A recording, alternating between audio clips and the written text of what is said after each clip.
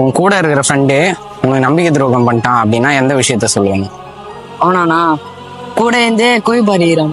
டேய் டேய் இப்படிலாம் பண்ணன்னு வச்சுக்கடா, நாசமா போயிருவடா, அழிஞ்சு போயிருவீங்க. அதான் என்ன மாதிரி குறிப்பறிக்கிட்டுனா பேசினேருந்து அப்படியே கைட்டி விட்டு போயிடறான்.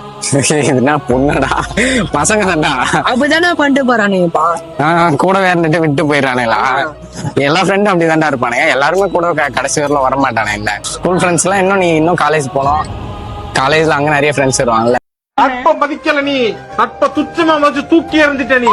கூடவே இருந்துட்டு எல்லாரும் போயிடுறாங்க. அதெல்லாம் சாதாரணமான விஷயம் தான். நம்பிக்கிறான். இப்ப என் ஃப்ரெண்ட் எடுத்துன்னு வச்சுக்க, அதை கூட இருக்கான்ல கேமராமேனு, அவன் பார்த்து வச்சுக்க திடீர்னு கூடவே தான் இருப்பான். டீ குடிக்கிறதுக்கு மட்டும் வேற அவன் ஒன்னா ஓட்டுருவான். இது அப்படி இல்லையாண்ணா? அந்த மாதிரிதான் அதுவும் நம்பிக்கை துரோகம் தானே. என் கூட இருந்துட்டு என்ன டீ குடிக்க கூடாது, அவன் பாட்டு கிளம்பி போயிடுவான்.